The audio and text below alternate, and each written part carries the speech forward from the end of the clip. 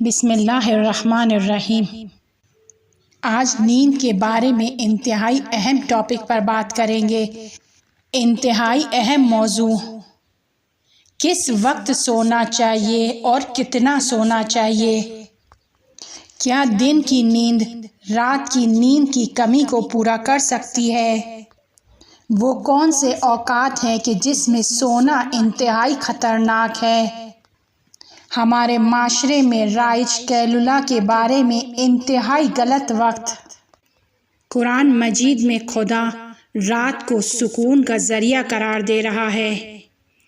جیسے ہی ہوا تاریک ہوتی ہے، اندھیرا ہونا شروع ہوتا ہے، دن کے کاموں میں کمی ہوتی ہے، آوازیں کم ہونے لگتی ہے، درجہ حرارت کم ہونے لگتا ہے، تو وہ وقت بہترین نیند کا وقت ہے۔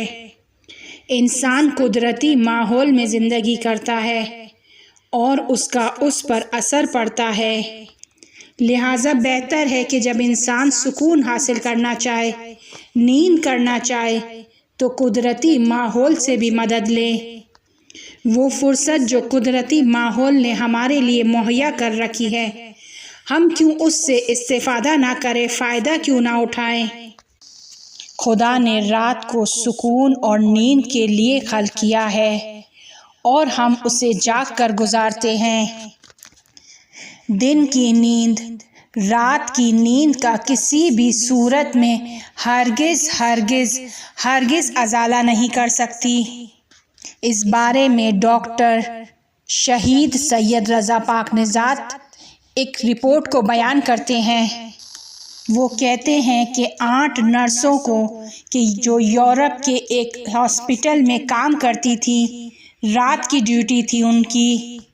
جب انہوں نے 3 مہینہ اپنی ڈیوٹی کو انجام دے دیا تو ان کو ایک لیبارٹری میں آزمائش گاہ میں منتقل کر دیا گیا تاکہ اس پر ریسرچ کی جا سکے۔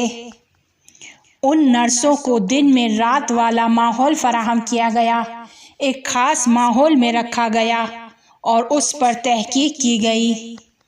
اس آزمائش گاہ میں ہر منٹ میں ان کے مغز کی امواج کو ریکارڈ کیا گیا، سانسوں کو ریکارڈ کیا گیا، دل کی دھڑکنوں کو ریکارڈ کیا گیا، درجہ حرارت کی تبدیلی کو ریکارڈ کیا گیا، الغرض ہر چیز کو ہر منٹ پر ریکارڈ کیا گیا، دیکھا گیا کہ ان پر کیا اثرات پڑتے ہیں۔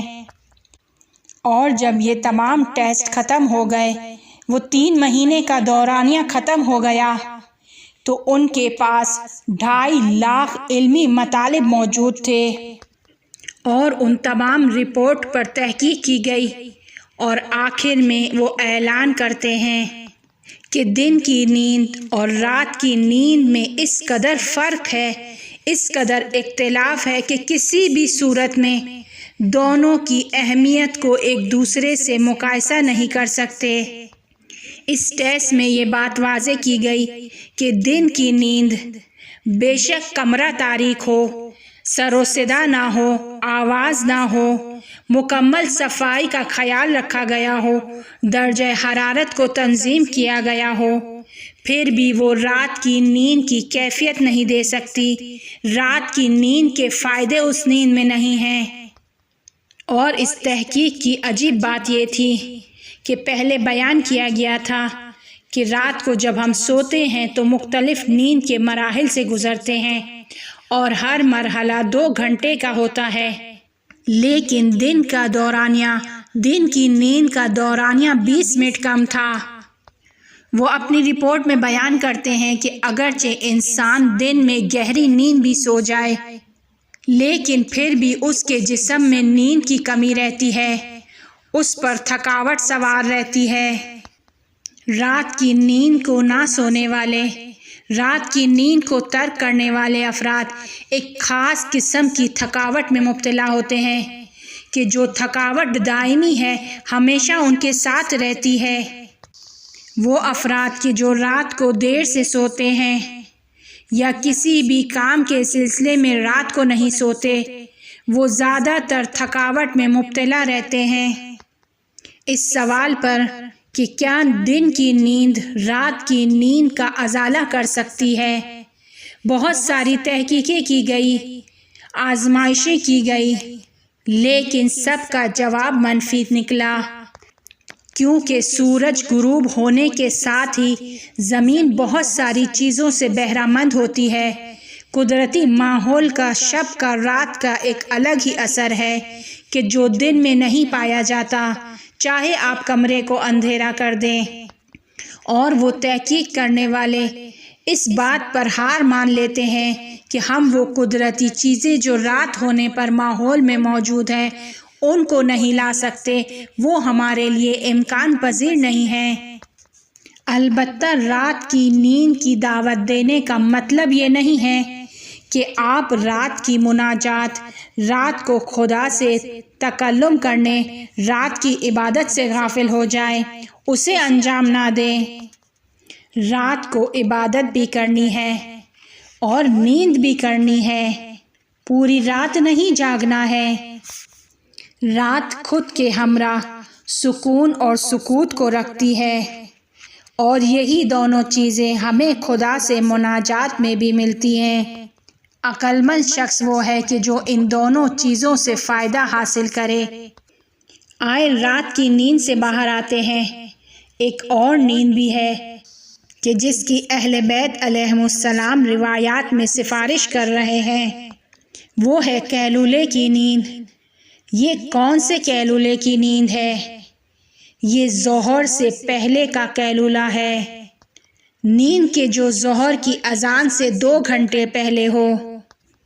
مومن کے جو سحر کے وقت بیدار ہے، بین الطلوعین کے درمیان بیدار ہے، یعنی صبح کی اذان سے لے کر سورج نکلنے تک بیدار ہے، اور اس کے بعد اپنے کاموں میں مشغول ہو جاتا ہے، تو ظہر سے پہلے اسے استراحت کی ضرورت ہے۔ لہٰذا قیلولے کی نیند کا سب سے واضح ترین فائدہ یہ ہے کہ وہ سونے کے ذریعے سے اپنی انرجی کو دوبارہ بحال کر دیتا ہے، اس کی تھکاوٹ دور ہو جاتی ہے۔ شہید ڈاکٹر پاک نژاد لکھتا ہے کہ علمی مطالعات سے معلوم ہوتا ہے کہ آدھے دن کی نیند 40 سے 50 سال کے عمر کے افراد کے درمیان اگر وہ اس ٹائم نیند کر لیتے ہیں، سو جاتے ہیں، تو ان کی عمر کے طولانی ہونے کا باعث ہے۔ اور اسی قیلولے کی نیند کی ایک اور اہم خصوصیت کہ اس زمانے میں دیکھے گئے خواب حقیقت ہیں، حقیقت سے نزدیک ہیں۔ امام حسین علیہ السلام سے روایت ہے کہ قیلولے کی نیند کے درمیان دیکھا گیا خواب جھوٹا نہیں ہوتا۔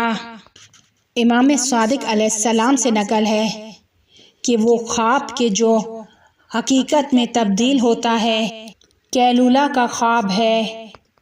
ویسے تو ہر وقت دیکھے جانے والا خواب خدا کی ایک نعمت ہے، لیکن رسول خدا صلی اللہ علیہ وآلہ وسلم قیلولے کی خواب کو نعمت سے یاد کر رہے ہیں۔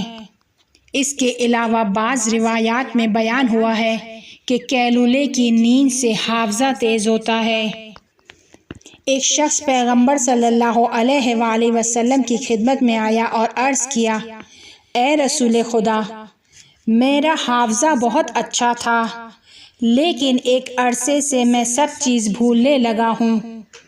پیغمبر صلی اللہ علیہ وآلہ وسلم نے اس سے پوچھا، کیا قیلولے کی نیند کرتے ہو؟ وہ کہنے لگا، ہاں۔ حضرت نے دوبارہ اس سے پوچھا، کیا آج کل تم نے اسے چھوڑ دیا ہے؟ وہ کہنے لگا، ہاں یا رسول اللہ۔ رسول خدا صلی اللہ علیہ وآلہ وسلم نے فرمایا، پس قیلولے کی نیند کرو، تمہارا حافظہ واپس لوٹ آئے گا، تمہارا حافظہ دوبارہ تیز ہو جائے گا۔ اب تک ہم 2 مناسب وقت کی نیند کے بارے میں اچھی طریقے سے جان چکے ہیں، یعنی رات کی نیند اور ظہر سے 2 گھنٹے پہلے کی نیند، لیکن ابھی 5 اور وقت کی نیند باقی ہے کہ جس کو انشاءاللہ اگلی ویڈیو میں بیان کریں گے۔